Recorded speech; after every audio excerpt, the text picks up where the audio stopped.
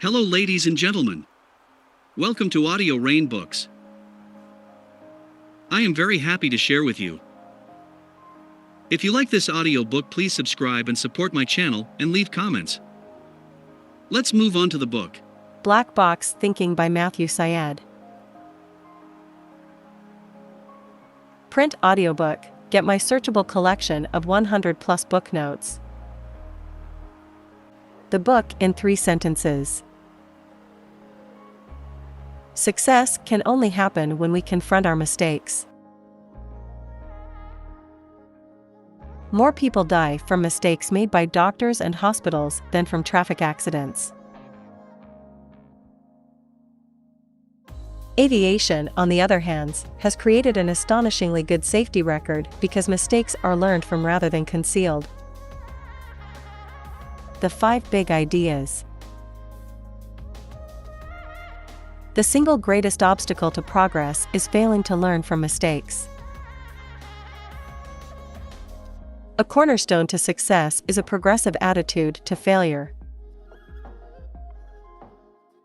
Only by redefining failure will we unleash progress, creativity, and resilience.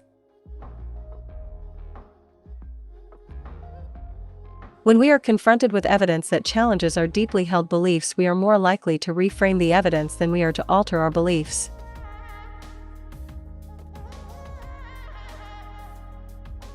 Marginal gains is not about making small changes and hoping they fly.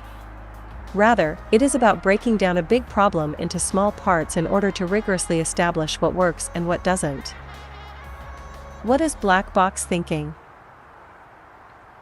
According to Syed, black box thinking is about the willingness and tenacity to investigate the lessons that often exist when we fail, but which we rarely exploit. Furthermore, it is about creating systems and cultures that enable organizations to learn from errors, rather than being threatened by them. Black box thinking summary. Are you ready? A failure to learn from mistakes has been one of the single greatest obstacles to human progress. A progressive attitude to failure turns out to be a cornerstone of success for any institution. Society, as a whole, has a deeply contradictory attitude to failure. Even as we find excuses for our own failings, we are quick to blame others who mess up. It is partly because we are so willing to blame others for their mistakes that we are so keen to conceal our own. We anticipate, with remarkable clarity, how people will react, how they will point the finger, how little time they will take to put themselves in the tough, high-pressure situation in which the error occurred. The net effect is simple: it obliterates openness and spawns cover-ups. It destroys the vital information we need in order to learn. Only by redefining failure will we unleash progress, creativity, and resilience. So, just to re-emphasize, for our purposes, a closed loop is where failure doesn't lead to progress because information on errors and weaknesses is misinterpreted or ignored. An open loop does lead to progress because the feedback is rationally acted upon.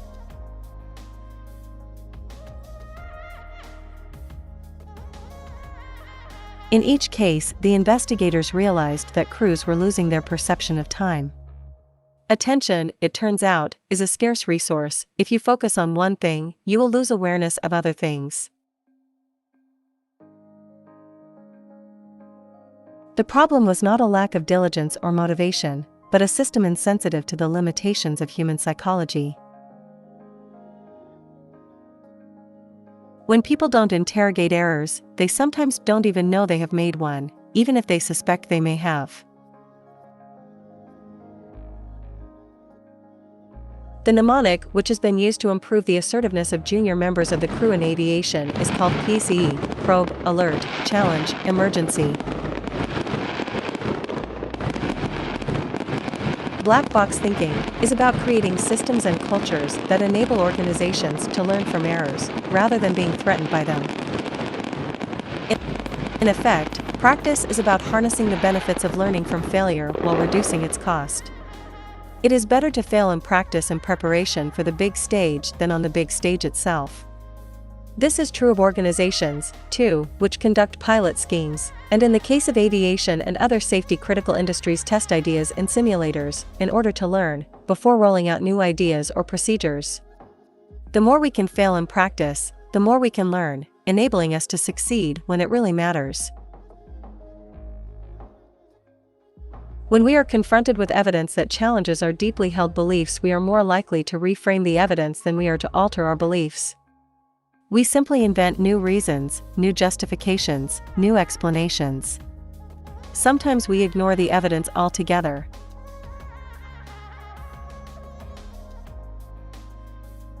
Cognitive dissonance occurs when mistakes are too threatening to admit to, so they are reframed or ignored. This can be thought of as the internal fear of failure, how we struggle to admit mistakes to ourselves.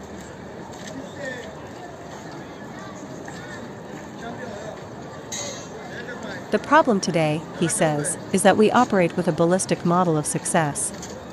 The idea is that once you've identified a target, creating a new website, designing a new product, improving a political outcome, you come up with a really clever strategy designed to hit the bullseye.